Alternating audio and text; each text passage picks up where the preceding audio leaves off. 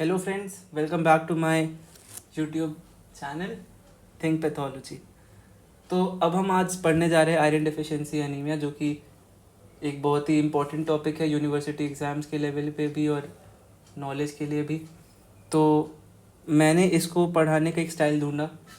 मैं अपने वीडियोस में ऐसे ही पढ़ाने वाला हूँ आगे कि मैं पहले क्लिनिकल केसेस रखूँगा, उसके बाद हम लोग उसको डिस्कस करेंगे और मैं आपको बेस्ट आंसर लिखने का तरीका बताने की कोशिश करूँगा। जो बेस्ट मुझे लगता है उस तरीके से मैं आपको सिखाना चाहूँगा कि आप अपने नोट्स बनाएं, और नोट्स नहीं हैं जैसे मेरे नोट्स आपके लिए हेल्पफुल हो जाएंगे तो वो टेलीग्राम पे मैं पोस्ट कर दूँगा और आप मेरे चैनल से देख सकते हैं वहाँ पर।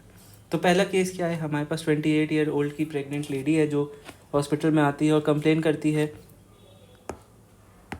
वीकनेस, फटीगेबिलिटी, ब्रेथलेसनेस 4 महीने से। और क्योंकि वो लो इकोनॉमिक स्टेटस पे है और वो क्ले खाती थी, क्ले खाने का भी एक वो हो गया, साइकोलॉजिकल एग्जामिनेशन हो गया बेसिकली कि हाँ उसको आयरन चाहिए था, अल्टीमेटली ग्राउंड से चाहिए था। उसके स्पून शेप्ड नेल्स है, इससे क्लियर हो रहा है कि आयरन डेफिशिएंसी का केस है। ऐसे ही ये 2 केसेस हैं जो आप बाद में भी सॉल्व कर सकते हो, ये मैंने बुक से ही उठाया था। लैबोरेटरी फाइंडिंग्स में भी यही कहता है, जैसे कि ये देख सकते हो आरबीसी का काउंट कम हो गया,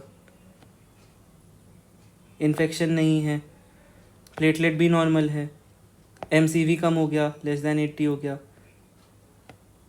आरडीडब्ल्यू बढ़ गया। तो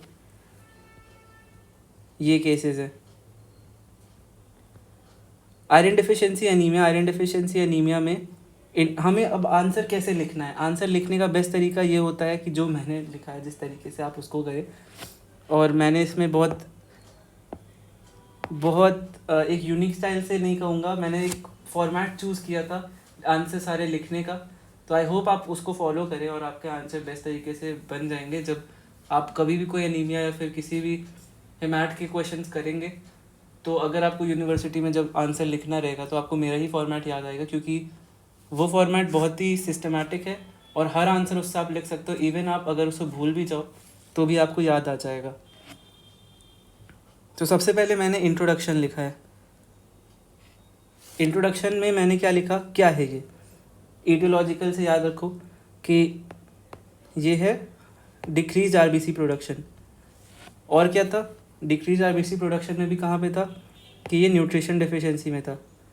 इसकी ईटियोलॉजी क्या है, न्यूट्रिशन डेफिशिएंसी। ईटियोलॉजी में क्या था कि हमने या तो डाइट में दिक्कत, या वेजिटेरियन है, मिल्क फेड इन्फेंट्स हैं, लो सोशल इकोनॉमिक स्टेटस है, या फिर हमने उसकी डिमांड बहुत ज़्यादा हो गई आयरन की, जैसे ग्रोइंग इन्फेंट्स में हो गया या प्रेगनेंसी हो गया,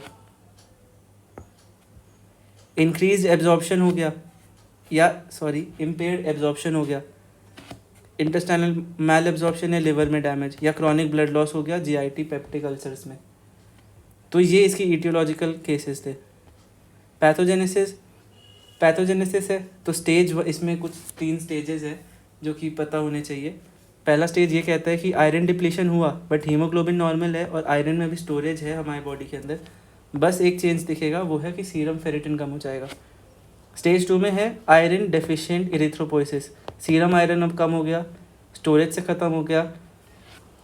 स्टोरेज से ख़त्म होना मतलब बोन मैरो से डिप्लीशन हो गया आयरन का, ट्रांसफेरिन सैचुरेशन कम हो जाएगा और उसके साथ अनीमिया हो जाएगा, बट अभी भी वो नॉर्मल रहेगा MCHC और MCV।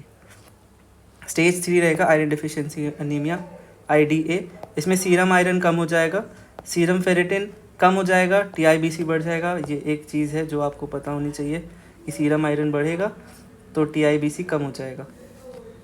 ट्रांसफेरिन सैचुरेशन कम हो गया, या मॉर्फोलॉजी, यहाँ पे मॉर्फोलॉजिकली पहले साइज़ कम होगा और उसके बाद हीमोग्लोबिन कम होने की वजह से हाइपोक्रोमिक कंडीशन आएगी।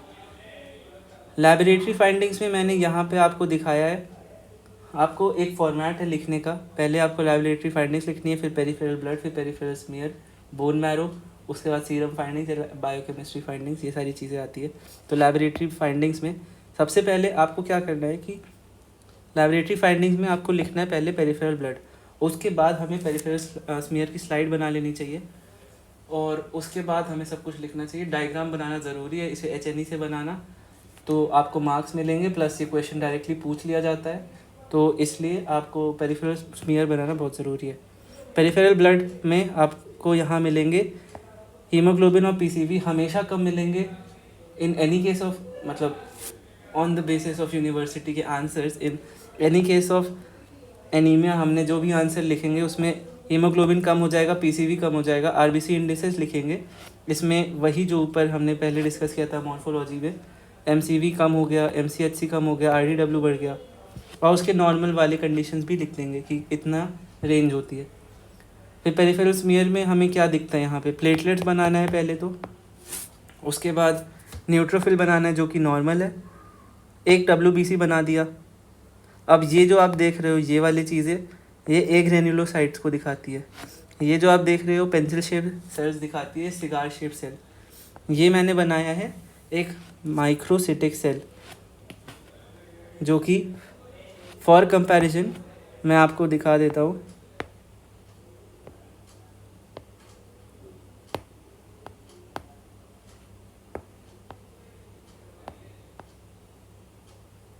RBC के कंपैरिजन में ऐसी होनी चाहिए थी। तो ये नॉर्मल RBC है, ये नॉर्मल RBC है, और ये माइक्रोसिटिक। इसे HNE से बनाना मैं आगे आपको वीडियो में सिखा दूंगा कि कैसे HNE से डायग्राम बनाने रहेंगे। मैं आपको स्टेप वाइज सिखा दूंगा, आप अगर आपको प्रॉब्लम होती है तो। बट उसके लिए आपको कमेंट्स में आपको बोलना पड़ेगा कि आप मुझे सिखा दो, क्योंकि तभी मैं आपको सिखाऊंगा। पेरिफेरल स्मीयर में हम देख सकते हैं, जैसे यहाँ पे देख सकते हैं RBC क्या है, माइक्रोसिटिक हाइपोक्रोमिक, एक लिए लिख दिया। पेंसिल शेप सेल्स है वो लिख दिया। एनाइसोसाइटोसिस एंड पोइकिलोसाइटोसिस है वो लिख दिया। WBC और प्लेटलेट्स नॉर्मल रहती है। आयरन डिफिशिएंसी एनीमिया में बोन मैरो में देख सकते हैं, बोन मैरो में हमेशा सेलुलैरिटी हाइपरप्लेजिया में रहेगी। और इसी फॉर्मेट से हमें आंसर लिखने, आगे भी मेरे जितने भी नोट्स रहेंगे हिमैट के, सारे उसमें यही फॉर्मेट से लिखे होंगे आंसर्स। सेलुलैरिटी में हाइपरप्लेजिया हमेशा रहेगा। इरिथ्रोपोइसिस मार्क्ड हाइपरसेलुलर हमेशा रहेगा हमारे नोट्स में, और इस फॉर्मेट से ही याद करना है। तो आपको अगर कोई एनीमिया का क्वेश्चन आता है और आपको नहीं याद आ रहा है, अगर आपको फॉर्मेट याद है तो आपको ये आंसर बनता रहेगा। Bone marrow is deficient in iron, ये एक यूनिक पॉइंट है, इसमें आयरन कमी रहेगी। माइलोपोइसिस नॉर्मल है, मेगाकाइरोपोइसिस नॉर्मल है। सीरम फाइंडिंग्स में हमें लिखना है कि सीरम आयरन कम हो गया, सीरम फेरेटिन कम हो गया, टोटल आयरन बाइंडिंग कैपेसिटी बढ़ जाएगी, ट्रांसफेरेंट सैचुरेशन कम हो जाएगा। क्लिनिकल फीचर्स ये कहता है कि इसमें फटीग, पैल्पिटेशन, ब्रेथलेसनेस, वीकनेस है। प्लमर विल्सन सिंड्रोम मिलता है जिसमें ये 3 कंडीशंस रहती हैं। पी का मिलेगा आइस ईटिंग और स्पून नेल्स रहेंगे।